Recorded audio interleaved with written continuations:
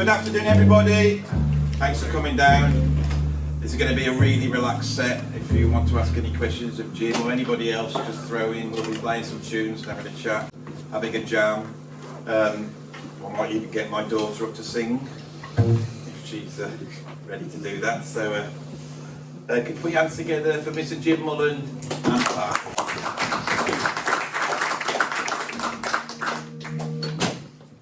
Okay? Angel wise, yeah. Straight in, one bar. 1, 2, 3, 4.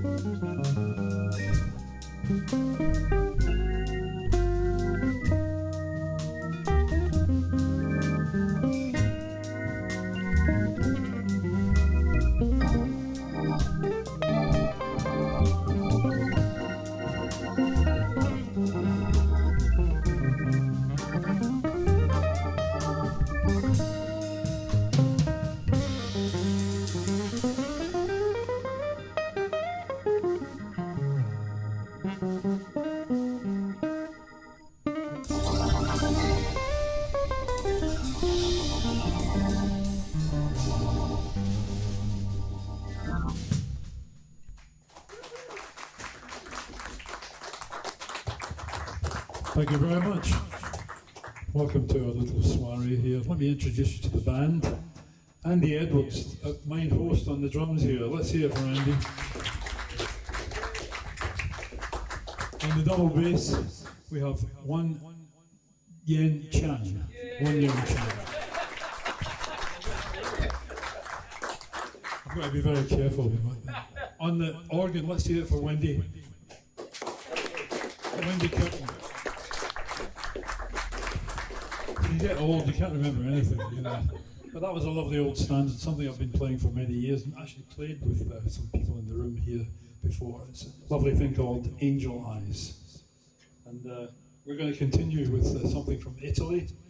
This is a very pretty song, all about summertime. You know that thing, the yellow thing in the sky, comes around and then goes away and never comes back. This is called Estate, Italian for summer.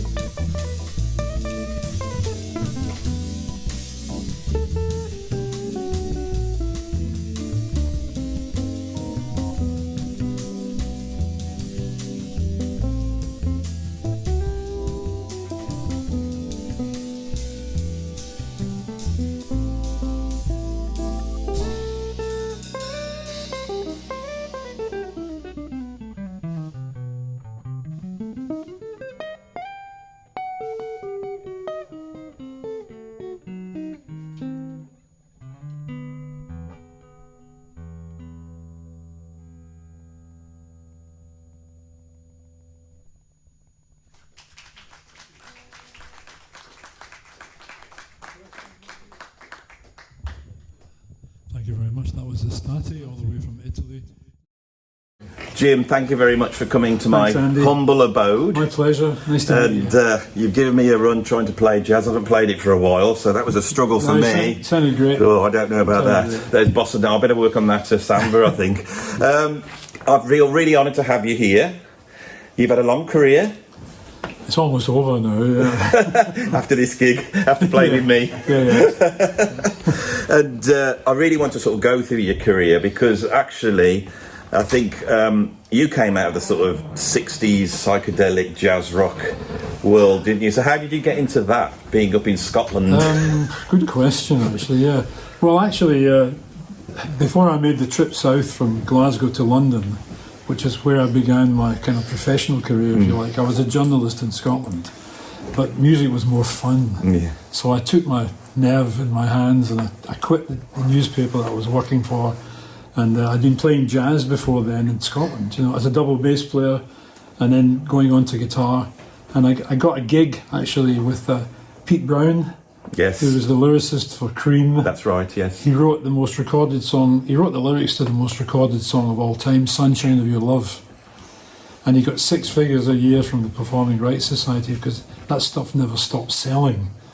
Unfortunately, he died last year, so somebody else is getting that money now. But anyway, Pete Brown had heard me play in Glasgow. We'd played opposite his band, I think, at the time, and he said, "This band is breaking up. Would you like to come and join my new band?"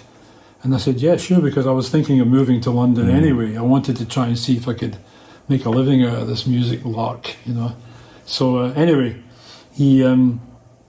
I moved down to London and joined Pete's band and played with Pete for a couple of years, and then moved on to Brian Auger, who was already a big name in those days. And Brian Brian is still going, actually. He's in his mid-80s now, he lives in California, and he's just brought out a 3-vinyl box set of some of the old stuff that we recorded. Is this the Oblivion Express stuff? Oblivion Express. Yeah. I'm on that, and my hair is down here. You know. I mean, I'm kind of Woodstock generation, so we're all walking around in tie-dyed jeans and T-shirts and hair split ends.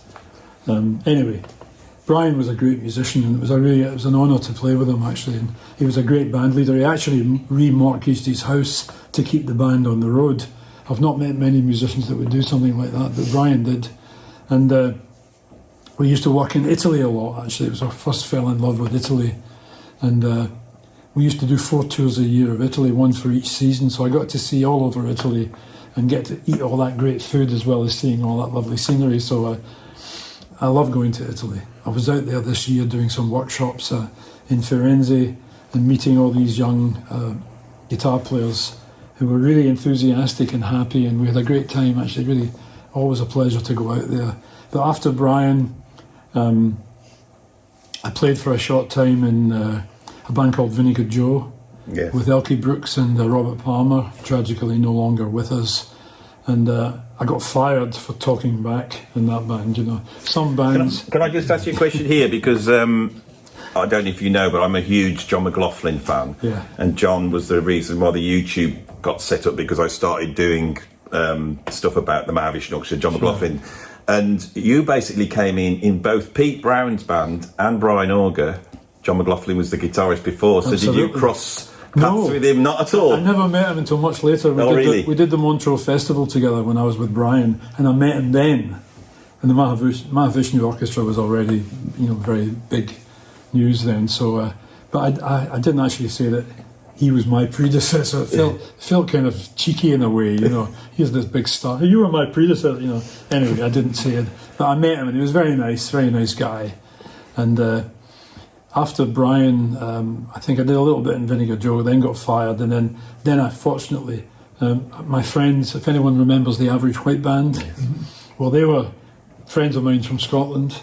The two saxophone players used to be in my band, actually. That was the band that Pete Brown heard me with and offered me the gig in his new band. So who was the drummer with Oblivion Express? That was Robbie McIntosh. That was Robbie McIntosh. Robbie McIntosh was the guy who formed the Average White Band. He was a soul music nut. That's all he cared about. He didn't want to do anything else. And Brian was playing very kind of complex fusiony stuff. Robbie, he could play it, but he wasn't really interested. His heart wasn't in it. He wanted to play funk. He's into James Brown and all the Motown things and all that. And great, I love that music too. So anyway, he left Brian. We were devastated when he left. He was such a great player, but he knew what he wanted to do. And he formed the band. And actually, I sat in with the Average White Band. They did a farewell tour this year at the Albert Hall, and they turned this mausoleum of a place into the most exciting club. They had everybody up. There's a video, actually, of the whole place, all the tears, they're all up dancing. It's unbelievable. I don't know how they did it. In fact, I'm very sorry that it was their farewell tour, because they never sounded better. Yeah. And poor old Robbie McIntosh, he died 73, 74. Robbie died tragically. Yes. Yeah. It was, so what was that like? Because they couldn't go. They couldn't come to. I went to his funeral in Dundee Cathedral. They brought his body back. Drugs were involved, unfortunately, and this is the days when people were doing a lot of drugs stupidly. And he was given some cocaine that was laced with strychnine or something, you know. And it was a party in Beverly Hills. This is when the Average White Band were just breaking big. They had done a club tour starting in New York and working all the way across to LA. And by the time they got to the Troubadour in LA, Pick Up the Pieces was becoming really big. It became a world hit. Yeah. Still is a big hit, actually, you know. And they'd been invited to a party in Beverly Hills, and some guy was handing out this. Everybody threw up except Robbie. Robbie never threw up. But was that the party where Joni Mitchell was trying to save everybody, and they realised there was something going around? I think there's... If she was there, she got out fast, I think. You know. But anyway, I mean, it's the kind of thing that can happen if you're not careful. A lot of people went that way before people realised that this was a stupid way to carry on. Now, I meet lots of young musicians, and they're all much more responsible and professional. Nobody's doing any of that anymore, which is great. But in my day, I mean, Woodstock generation, pharmacies were passing through our body on a regular basis. I mean, it's amazing. In fact, I've been to the crematorium for so many of my peer group. I've actually got a season ticket. They wave to me when I turn up. Say, "Oh, nice to see you again." I mean, it's embarrassing. So don't get us upset about Starmer taking all the heating allowance off the old folks, because you know, we all go, "Oh, they went through the war." They didn't go through the war. They went through Woodstock, and the Isle of Wight Festival. Woodstock's got a lot to answer for. Anyway, right after all that, I managed to. In fact, it was the Average White Band who set it up. There was a great English saxophone player called Dick Morrissey. Some of you people may not have heard of him, but he was a fantastic player, really exciting. And the Average White Band saxophone players, Malcolm Duncan and Roger Ball, were huge fans of Dick Morrissey, and they'd been for lessons with Dick. Yeah. And they wanted to do something for Dick. Dick was one of these guys that was perfectly happy to play down the pub, have a couple of pints of Guinness, and get his 50 quid and go home. He was not an ambitious guy, but he was a fantastic player. They wanted to set him up with a great showcase gig in New York, and they were huge on Atlantic Records at that time. So they set this up, and then they called me, and I hadn't worked for a year after I left Vinegar Joe. I was thinking of going back to journalism again, actually, I was at my lowest ebb. I mean, I was crashing on the floor of a friend's house in Wimbledon. I had a suitcase and a guitar, and that was it. I was thinking of going back to Scotland and going back to journalism, but I got a phone call from New York, and it was my old pal Malcolm Duncan, the tenor player in the Average White Band. He said, "Do you want to come to New York and do a record with Dick Morrissey?" I said, "Nah." I always thought he was joking, you know. He said, "No, really." I said, really. So he gave me Dick's number, and Dick was living around the corner from me, you know. So we met up in the pub over a pint of Guinness. We talked about. Dick had just left this English rock band called If. It was one of those rock bands with a horn section like Blood, Sweat and Tears, Chicago, those kind of things. And he said to me, "I'm never playing rock music again." He'd been through the kind of thing I'd been through with Vinegar Joe. Just the volume, you know. I mean, I've got tinnitus from those days because it was so loud. You know, I mean, you came off stage, you was going, "Wee!" Took days for you to get your hearing back. You know, it never quite comes back, by the way, you know. But anyway, Dick and I met, and he kind of read my mind. He said, "I want to play music that's kind of funky." You know, he mentioned groups like the Crusaders. He mentioned the CTI label, you know, with music like Stanley Turrentine, George Benson. I said, "Yeah, I love that stuff too," you know. So we got together, and this little place I was squatting in Wimbledon, he brought his saxophone. I had one of those, remember those little pig nose amps, battery amps? That's all I had. So I plugged into it. I had a few tunes and he had a few tunes, and we kind of rehearsed together. And we thought, this might work. And then the Average White Band set it up for us to go over there, and they played on it, actually, you know. And because the Average White Band was such a kind of organised band, everything they played, it was like a jigsaw. They played beautifully together, really organised and very natural. You know, it wasn't kind of, it wasn't too prepared, but it felt really like a jigsaw. And they gave us a sound, and we played with them. And then we met all the top brass at Atlantic Records. I met Ertegun, Arif Mardin, the great producer. They all came down and said, "Yeah." And what year was this? This would be mid-75. So they were ploughing money into these groups, weren't they? Because they were having hit and records. of course the Average White Band were huge Yeah. and had a world hit, so they were very anxious to keep them happy. And they were saying, "Well, we'd like to do a record with Dick Morrissey and Jim Mullen." They said, fine, get them over, you know. So they came down to the session that we did at Atlantic Studios. The engineer was Gene Paul, Les Paul's son. So we got to meet all these famous people, you know. And they came to us and said, "Yeah, we're going to do business with you guys." Unfortunately, reality kicked in right after that. Atlantic Records was changing from being a jazz, soul and R&B label to being a rock and roll label. Instead of Ray Charles, Aretha, it was the Stones and the Who. And we, on a subsidiary of Atlantic, got lost in the kind of changeover, you know. So the record came out and then went down the toilet very quickly, but not before it got great reviews in Cashbox and Billboard. I've still got a copy of those, you know. They said, "This is great, crossover music," you know. And also, the producer of our record was Herbie Mann, who I went on to work with for a while, the great flute player. What's Herbie like? What was he like? He was lovely. I mean, he he was a very clever and shrewd operator because he was the first guy who ever had the word discotheque on an album title. And also when the Superman movies came out, he had a cover on one of his albums with him ripping off his shirt and the Superman thing underneath it. You know, He's featured on my channel mostly on the worst album covers in jazz videos. Well, some of them are quite horrendous, especially the one when he's got his shirt off. You know that one? Yeah, he didn't always make the right decision, but he was a fantastic merchandiser. Also, when the soccer thing first started in the States, Herbie was right in there. The New York Cosmos, they had Franz Beckenbauer, they had Pele, I think, was involved. I mean, they had all these great players. Unfortunately, it didn't catch on.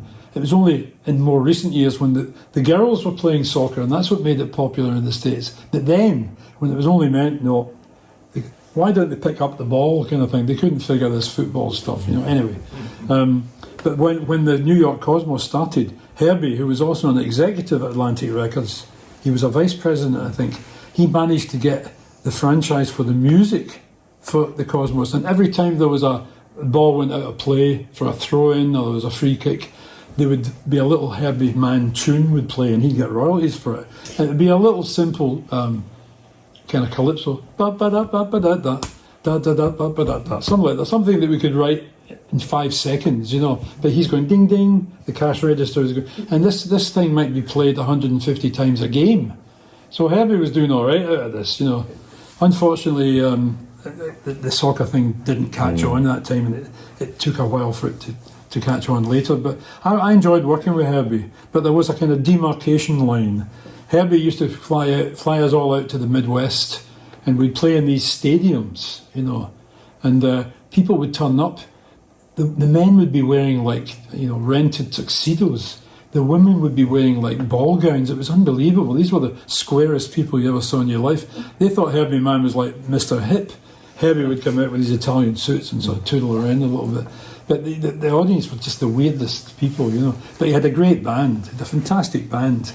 Steve Jordan on drums, Jeff Berlin on bass, and 3 Latin percussionists.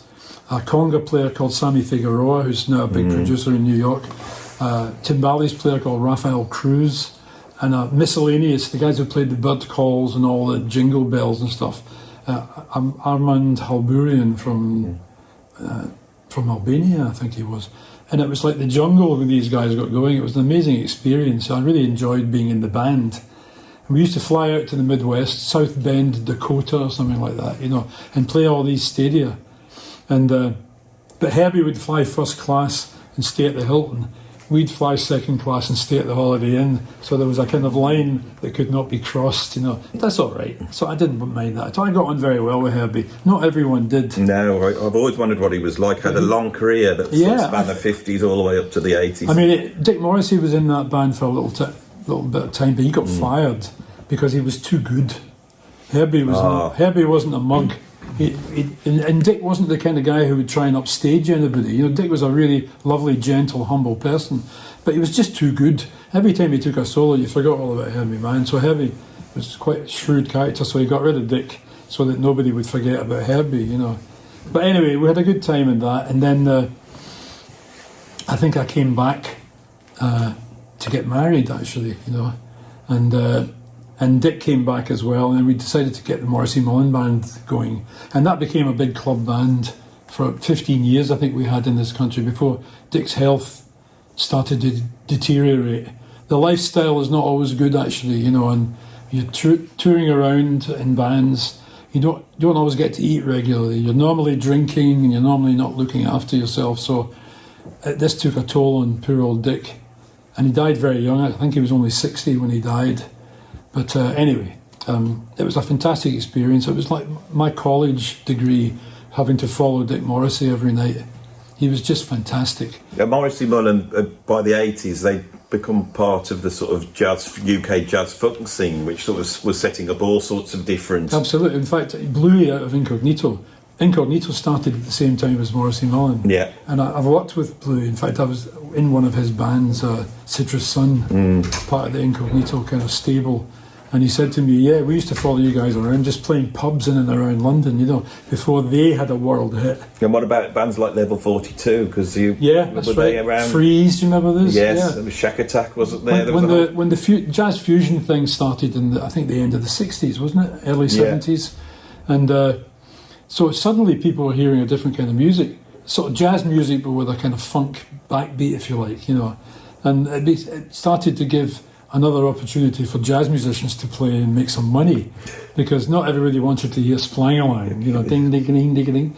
Some of them wanted to hear the, you know, the dum dum bam, you know, the kind of backbeat music, I call it. That's when I first came across you. Must have been early 80s, and I was a big fusion fan. And I'm Morrison Mullen were on the BBC. I think you did concerts. We used to do a lot. Yeah, incredible. And then so what happened after Dick died? What did you do then? Well, I tried to keep the band going, but obviously we couldn't call it Morrissey Mullen. I had to change the name. I forget what we changed it to, Meantime or something, and bookers started cancelling. If we didn't have Morrissey Mullen, no, they weren't interested, so I had to break the band up. And then I just started kind of freelancing and trying to do other things and getting more into jazz, playing more jazz and less of the fusion thing, I suppose, you know. And I guess that's really brings me up to what I'm doing now. I'm not really doing the fusion thing anymore, because that's for younger guys. I'm old now, you know. I'm almost 80 years old, and it kind of seems a bit weird to me to 80-year-old guys still playing fusion, you know. Come on. You know, I don't go to the discotheque anymore, you know. They don't even call it the discotheque anymore. That's an ancient word. So I kind of just gravitated back towards the music that I was playing before I made the move south from Glasgow. I was playing jazz. I was playing straight ahead bebop, if you like, you know. And was it the organ trios that were the big influence for you? I loved organ trios. I mean, I actually got to play with Jimmy Smith at the Jazz Cafe in London, who was one of my early heroes. Unfortunately, he wasn't a very nice guy, you know.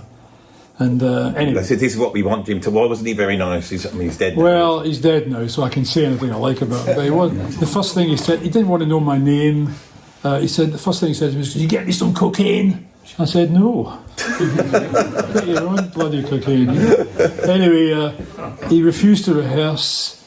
I knew what this was all about. He wanted to make the local guys look stupid, you know. I mean, I've seen this happen before with big name Americans. They want to be so far ahead. They want the local guys to look like idiots. But as it happened, we knew everything he played anyway, so that pissed him off more. So we did the gig. It was a whole week of gigs at the Jazz Cafe in London. We played 3 tunes, and he's swearing at the audience over the mic and stuff. He was an absolutely horrible guy. And I wanted to quit the first night, but the manager of the club said, "If you quit, I'll get fired." He's been giving me a hassle from day one. I said, "Okay, I'm not going to get you fired." So I stayed. But he introduced me as Kenny Burrell, the great jazz guitarist, and it was a young acid jazz crowd. They thought they'd heard of the name. They thought I was Kenny Burrell. He introduced the drummer as Grady Tate. They'd heard those names. The drummer was a local London guy, you know, and so it wasn't because I felt insulted that he didn't want to know my name. It was just there was just a kind of disrespect that meant he just couldn't give a shit, you know. And I thought, well, why should I if that's how he is? But anyway, we got through the week. We figured out everything he was going to play. And he was swearing at the audience. It was really, they would be calling out, "Play the cat," you know, "play this, that," and you're like, "Hey, fuck you," you know. Horrible, you know. I mean, you're on the road. You know, it's not going to endear. And people were laughing at him. He thought he was going to be the bad guy, you know. But people were laughing at him. These young kids had the measure of him, you know. He was trying to be the bad motherfucker. Instead of that, he was a sad motherfucker, actually, you know. And it wasn't a lot of fun playing with him, I have to say, you know. I've got those early records, and they were fantastic records. Back at the Chicken Shack, all those things, House Party. He was fabulous. I mean, he reinvented the organ as a jazz instrument. To this day, organ players owe him a debt, you know.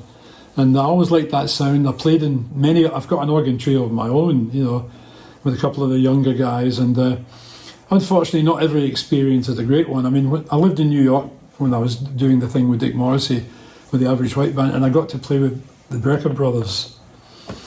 Michael Brecker and Randy Brecker, 2 of the most famous fusion guys. The Brecker brothers band was just starting out, and they had Dave Sanborn as the third horn player. Yes, that's the first. So this was really exciting, you know. This would be about 75. Yeah. I remember going to hear them at the Village Vanguard, I think it was, and just like, wow, you know, this amazing kind of new music with these amazing virtuoso players. And we realised this was going to be important, you know. of course, we couldn't play it. It was just so far advanced. I actually auditioned for the Brecker Brothers band.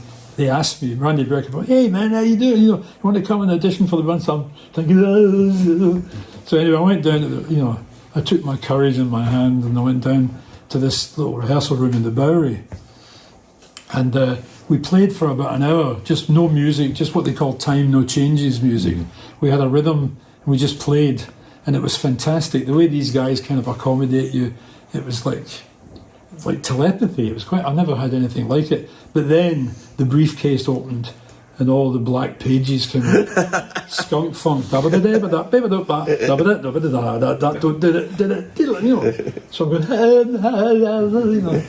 had to own up. I can't read this. He said, no, try it. He made me kind of figure out, slow da da da da da. So they're all sitting around waiting for me, and I'm feeling like, this big. And they were supposed to be doing a tour because they brought out a single. Remember that? From the first Brecker Brothers album. What was Sneaking that? Up Behind You. Yeah, Sneaking Up Behind You, that's the Which one. was a kind of minor disco hit, and if they'd done the tour, I think that would have been a big hit. But they didn't do the tour because they were so busy in the studio at that time, these guys. They were doing 12 sessions a day. These guys would do an album of overdubs in an hour. They were so fast, everything. And then they'd go to the next album, the next studio, and they would overbook themselves all the time. And if they didn't make some sessions, they'd do it the next day. But they'd be doing that from 10 in the morning until midnight. Then they'd go to the clubs. And they came and Dick and I had a gig, a little club called McKell's, 97th Street in Columbus. We got that gig. It turned out to last for about 5 or 6 weeks because all the other people kept cancelling. The Brecker Brothers came down every night for a week and sat in with us. I couldn't believe it, It's like we felt somehow we were being accepted. The other thing that I loved about New York was how open the musicians were. People come and say, hey man, where are you from? Yeah, I'm from Scotland. Yeah, great, I love your playing. And I met two of my guitar heroes. One of the first nights I played at McKell, Cornell Dupree and Eric Gale from the band Stuff, which I loved that band. I saw them many times in New York. It was fantastic. And it's also when I realised that you could make incredibly exciting music in a simple way.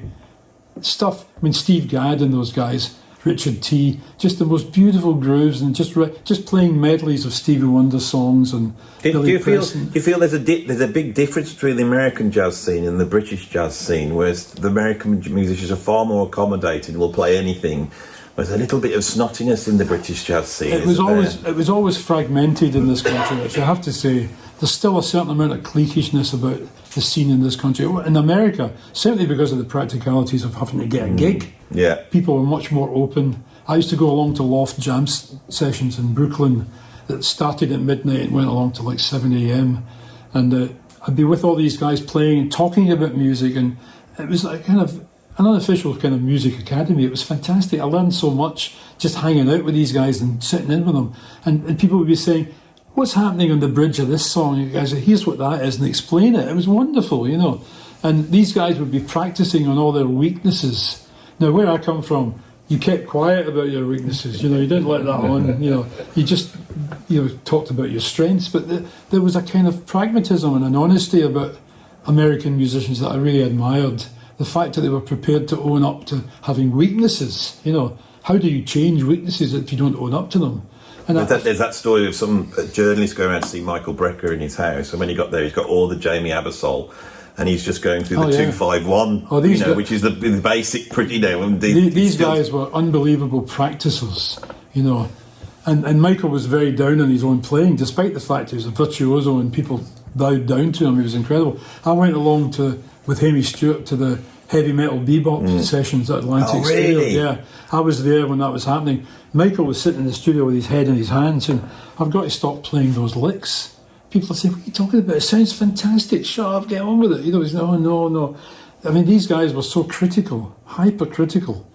Michael was really down on his own playing, despite the fact everybody loved him, And it was just so weird because it's incredible. I mean, I watched a masterclass by Michael Brecker, and he said, rhythm's very important. He says, I work on my rhythm. And then he walks over to the drum kit and starts playing the drums, and he was ridiculous. They're all multi-instrumentalists, these guys. They play piano too. They all play piano, And it was just a very exciting time to be there. I'm talking about, mid-70s, when the music was changing, and people were kind of curious about all of it, which was great. I was part of something that was very exciting, and I was young, unmarried, Jack the Lad kind of thing, so it was a great time to be there, and I was staying at friends' places and stuff, and then I managed to rent one of those brownstone walk-ups on the Upper East Side. I had my own apartment, it was brilliant, and getting enough work, and then with Herbie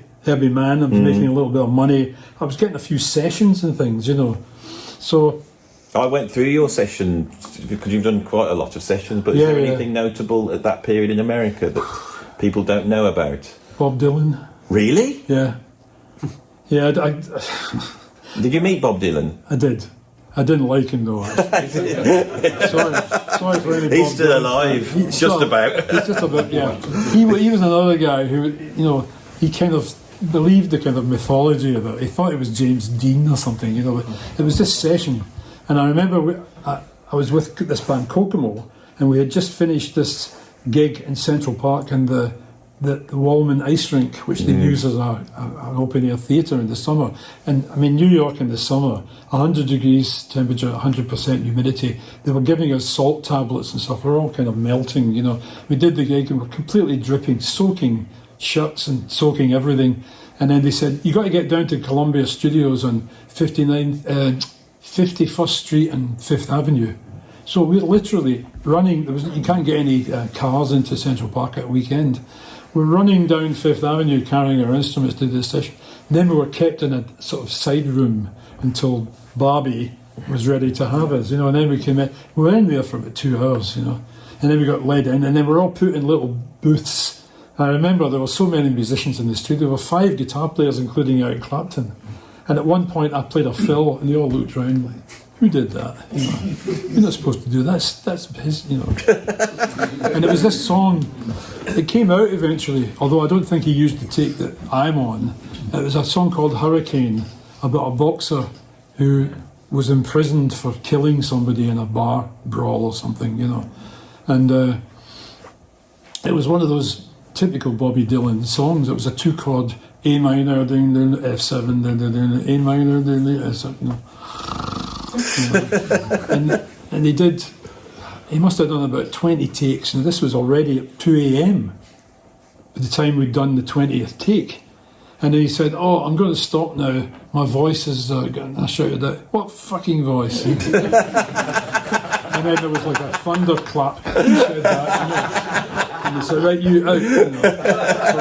You got ejected. I got ejected. Yeah. That's probably my most famous story, actually, being fired by Bob Dylan. I wasn't sorry I said it, and if I actually had known, we didn't get paid. We didn't get paid. They used the money. Tell he's Scottish, can't you? They used we've got to pay the bills, but we didn't get paid. They used the money for the session to counteract Kokomo's travel arrangements, flights and stuff like that. In America, we were touring, So if I'd known I wasn't going to get paid, I might have given them the old Glasgow kiss. But I didn't get that opportunity. But it's a shame. But what happened was the others were kept on, but I was kicked out. So I went to McKell's and I heard Stuff play at McKell's, which was a kind of life affirming. They were playing Billy Preston's song "Nothing from Nothing." Remember that? Great. They were great. And it was so life affirming and happy music. Everybody's smiling. Although it's an instrumental band, the audience, 99% black audience, were calling, "Hey, come on, play the lute." It was just like being in a gospel church or something. It was just, you grew a couple of inches just listening to this great band playing. I'd much rather be there than a miserable Bob Dylan session, I'll tell you that. Has anybody got any questions for Jim before we finish up? Has anyone got anything? Sorry, I talk too much. No, it's been brilliant. It's like I'm going to have to get you back on. There's too many stories I could tell. I think we want to know why you got fired from Vinegar Joe. Yeah, so why did you, just in case your voice doesn't come out, so why did you get fired from Vinegar Joe? I've been fired from so many bands actually, but that one particularly was there was a chemistry in that band that Elkie Brooks, who was married to the other guitarist, and there used to be Robert Palmer, who I got on with very well. Actually, in fact, I ran into Robert in New York when he was already over there doing his American stuff, and I went on the tour with him for a few gigs. He just added me to the band. We got on great. Elke, however, there was a post-mortem every night with a finger, you know. You did this wrong and you did... So she came around and said, and you, I said, if you put that finger anywhere near me, I'm going to bite it off. You know? And she said to her husband, the other guy, fire him. She said, I'm sorry, you're fired. I said, thank you. It wasn't a happy band, you know, it was... And they were kind of masquerading as big stars, and they weren't, you know. I mean, we did a tour of American tour, opening for, I forget who it was, Joe Walsh or something. And we were fourth on the bill. So we were driving around in a tour bus and playing from 7:30 to 8 o'clock. Now, the seats weren't even filled then. Kids were coming in throwing paper aeroplanes at each other and stuff, and they were pretending that, hey, all the way from England, you know. It was a complete waste of time, you know. We weren't making any money. I ended up travelling with the roadies. They were more fun. They were real people, you know. But yeah, you learn a lot about people when you're on the road with them. You know, some people are great, easy to get on with, accommodating. You can feel some kind of kinship, but other people you just want to run a mile from. You know, unfortunately, Vinegar Joe was the latter. But anyway, have you got any other questions? Yeah, I'd like to get your thoughts on kind of where jazz, British jazz specifically, is what your thoughts are in sort of the 21st century, in the last sort of 20 years, how that's developed. And if there's any young artists that are coming through that you find particularly interesting. Oh yeah, well there's many artists coming through. I hesitate to say where jazz is going because it is changing. A lot of what's happening, I'm not so sure about, because now that all the music schools have jazz courses. You know, I mean, in London you've got the Royal Academy, you've got the Guildhall, Trinity, Middlesex, Brunel. They've all got jazz courses. And unfortunately what's happening is everyone's being taught a kind of method. I'm not sure you can methodize the idea of jazz. You know, I think jazz is a kind of where you put your personal interpretation on everything that you like. You know, I think that's still happening. I mean, the quality of the young musicians coming up. The technique's incredible. Technique's incredible, but the vocabulary it takes a while to figure out vocabulary, but it's not only about technique. I think technique is a one-way street. You know, it's what you're going to do with that technique. I think there's some fantastic musicians coming out of the colleges now, actually. Whether they get the opportunity to really develop their own voices, that's the trick. I mean, I've played with many people that studied in America at the Berklee School of Music in Boston. Now, the Berklee School of Music in Boston is where they've methodized the teaching of jazz.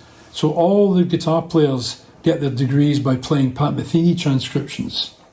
And all the saxophone players get their degree by playing Michael Brecker transcriptions. Now, if you can play a Pat Metheny transcription or a Michael Brecker transcription, you've got a lot of ability.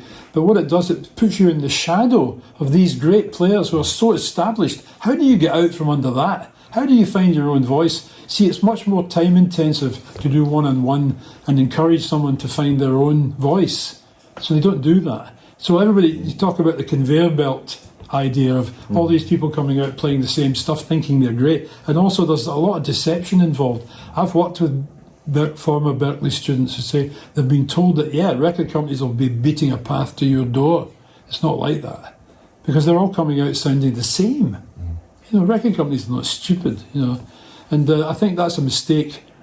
I mean, I'm one of the last generation of people who learned to play on the bandstand because there was no alternative. And I was a double bass player in those days. And you wouldn't be allowed to do that now, you know. They're taking young kids from college and have the real books and know everything. I didn't know anything, but I had a good ear and I was able to pick things up, watching the piano player's left hand and stuff like that. But now that would be impossible. So I think I was fortunate. I also got to play with some good players. There were some very good players in Scotland. Unfortunately, they all emigrated to America or Australia or something. So, and I eventually moved down to London anyway to try and get involved in a bigger pool of good musicians, you know. But there are a lot of great guys coming up, definitely. A lot of talent. I don't think it's the musicians. I think the big problem is, because I've discussed this on my channel, I mean, this is what launched the channel. I did this video saying, why did they all sound the same? Yeah. And half the jazz world was like horrified that I'd said it, but the other half are going, you're exactly right. Yeah. And I think what's happening is that it just, when people come to music, they've got their own thing already, haven't they? And it's usually like incompetence, usually, isn't it? Yeah, that's right, yeah. And they kick that out of people, and I think you need that in there. You know, it's not about being the best. It's Absolutely. about bringing something of yourself to it. You have to fail before you get it right, you know. And I remember something that Herbie Hancock said. He said, what you have to do is personalise everything that you learn. Get your DNA on it. That's what allows you to develop your own voice, because we've all got different fingerprints. We're all different. Nobody is the same, exactly, maybe an identical twin, even they have differences, but the idea that somehow you must personalise what you learn, I think that's true. I think it's what you have to do. But in order to do that, you have to be encouraged that what you're doing has some sort of value. And I'm not sure that's what's happening right now with the methodisation of everything, you know. But I think it's going to be all right. I think there's always going to be room. I mean, the thing I love about American jazz, and I've been able to work with the great New York guitarist Peter Bernstein several times, and he's wonderful, very accommodating, easy to work with, and a great player. I call him a young guy. I mean, he's in his 50s now, but to me he's a young guy, you know. I'm almost 80, and he's wonderful, and he plays with, and they talk about the elders, he plays with George Coleman, who's still going, 89 or something. He plays with Lou Donaldson, who's 96, you know. I mean, but he plays with the young guys too, Brad Meldau and all those kind of people, you know. This is what I love. It's a cross-reference to all the generations over there. In this country, it's been cliques, the young guys, the old guys, you know. I've always worked with, I used to be the youngest guy in every band I played in, now I'm the oldest. It's that the UK jazz scene is a little bit insecure. It's always felt its second fiddle, you know, to the Americans. And when somebody is good, they're always compared to Americans, except for guys like you who actually went to America, and people like Dave Holland and John McLaughlin. Yeah, there had to be a proving somehow, you know. In fact, you almost have to be somewhere else. I mean, I get gigs in Scotland that I would never have got if I'd stayed in Scotland, only by being in London. You know, oh yeah, get him up, you know. I mean, it's ridiculous, really. And Kidderminster. And Kidderminster, yeah. I'm very big in Kidderminster, I believe. You know. But, no, I think that... I don't have answers to all of those questions, actually, but I think if you're honest and you're not a copyist, then I think you've got a chance of finding your own voice, you know, and then using that in order to express whatever it is you're trying to express in music, you know. So I kind of live in hope that I'm able to get closer to that as I get older. I don't know what I've got left, but I'm not ready to quit just yet, you know. Well, you played brilliant. Shall we give Jim a round of applause?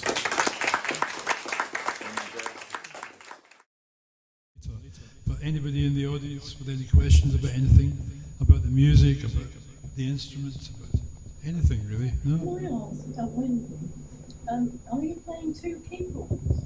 Yeah. Is that you know? Yeah, normally there's an upper and a lower manual on most Hammonds. So, and sometimes I tend to our bass player. Sometimes the Hammond plays the bass, but not today because we've got a bass player. So sometimes the Hammond player will play the bass on the lower manual with the left hand. Occasionally the pedals, but you can't really get a good jazz bass. So no matter what you think, most Hammond jazz players are playing the bass with the left hand. That's right. Yeah. They'll do a little bit of this. We have the luxury Make of a people bass think player. that, you know, wow, look at her feet, look at her feet. Yeah. Well, it's mostly the left hand, but today I've just got like a sort of a soft pad stand on the bass and on the bottom of the keyboard and a slightly more, you know, just cut in with that on the up one. And you've got a modern rotary cab. Yeah, the lesson. Yeah, that's amazing. Usually you expect some antique wooden thing that weighs about 3 tons. Well, that's heavy enough. Oh, yeah. But yeah, it's just the top bit of the what would have been, you know, just got the bottom missing, really. It's where technology comes to our assistance. It does. By the way, you probably noticed that I play the guitar with my thumb. It's not a very smart thing to do, by the way, because you can only play downstrokes, and most guitar players with a plectrum can play up and down. So I have 50% of the technique of a regular guitar player like Pat over here. Unfortunately, it's where I grew up in Scotland, there were no guitar teachers. There was no one to say this is wrong. So all my bad habits didn't get corrected. So I'm also left-handed but playing right-handed. So my brain is a kind of spaghetti. Everything is kind of confused and mixed up. But unfortunately, I can't do anything about it now. It's too late. But, Where's Montgomery did? yeah, but Wes had a double-jointed thumb. He could move his thumb back as well Oh, as so he forward. played on the upstroke as well? He could play up and down, yeah. No one could do what Wes Montgomery could. I was thinking of getting a little swivel joint put in, but then I thought you mess around with nature and then probably think that maybe I wouldn't be playing anymore. And then I discovered there was a guitar teacher in my hometown. I discovered this when I was about 14, but I deliberately didn't go to him because he would have made me play this way with a pick, and I think that would have made me quit. You know, you have to do what feels natural for you. Because when I started playing, I kept dropping the pick, kept falling on the floor. And I got tired of looking for it because I had no technique anyway. So I carried on with the thumb, and it just didn't get fixed. So, so sometimes these things are sent to try. It's got a unique sound. Well, you have a softer tack, you know. So it's it can be too soft sometimes, you know. So I have to use wire wound strings so there's a balance. But you do have a more intimate contact with the string. But you lose the attack of a pick, you know. You can really, especially in a loud band, you can really bite in there and cut through. I struggle a little bit with that sometimes because of the thumb. I'm stuck with it now. Anyway. Well, bass players that play with a pick should be shot. Yes, I've shot a few myself. Anything else? Or should we continue playing? I think if we get through our tunes, and then if you and me sit down and I'll interview you for the channel, that would be brilliant. Okay. And they could ask questions in that. Right, we're going to do one more song that we've kind of planned here. It's another old one. I mean, I'm an old guy. I only know old songs now, you know. So this is another standard. It's called "I'll Close My Eyes and See No One But You."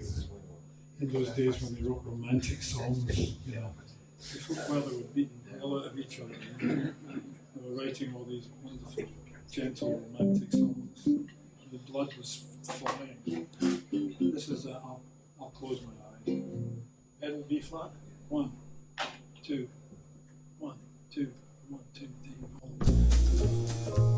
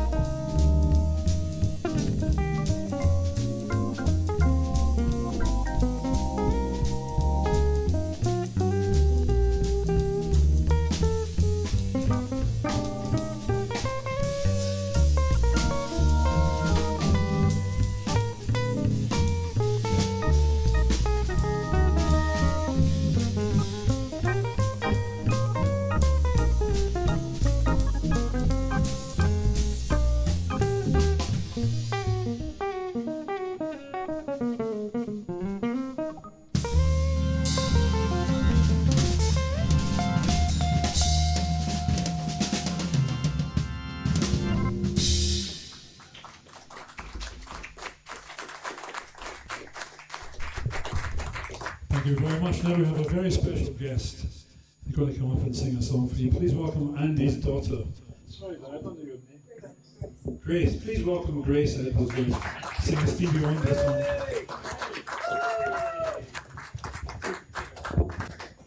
Belt it out, Grace.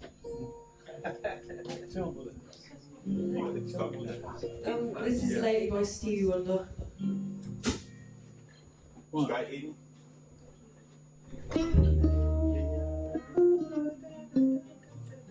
You ready, Grace? 1, 2, 3.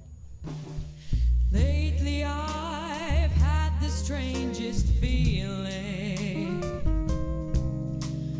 with no vivid reason here to find. Yet the thought of losing you's been hanging round my mind.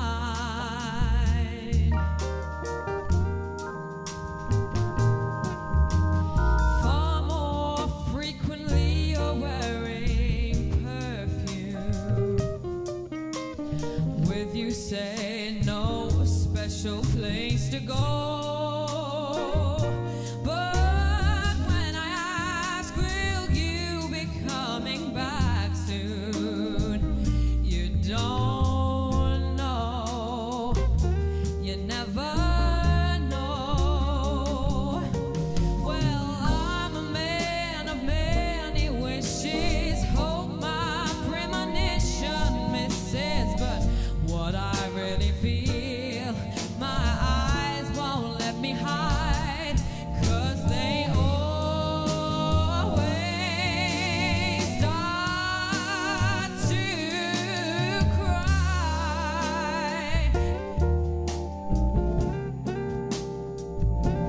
'Cause this time could mean goodbye.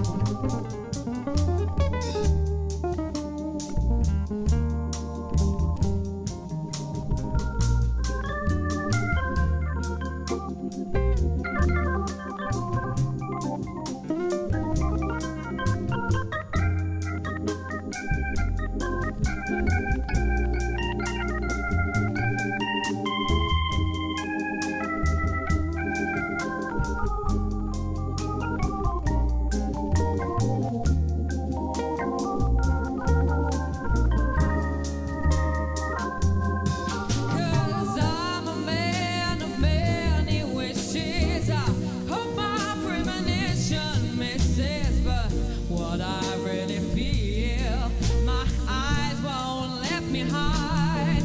'Cause they always start to cry.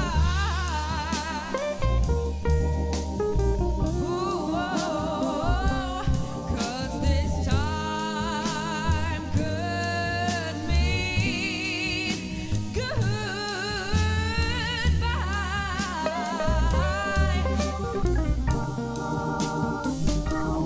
'Cause this time it could mean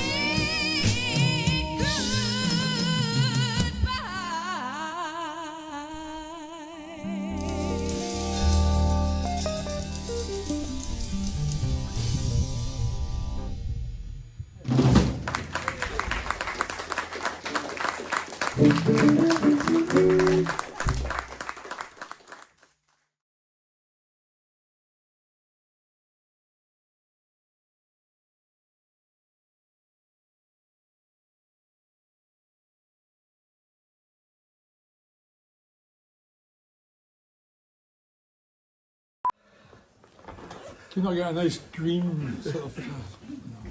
So look here. I know we're also white. I'll put a filter on you. Yeah, an orange filter or something, right? In the honour of Mr. Trump. Yes. Okay.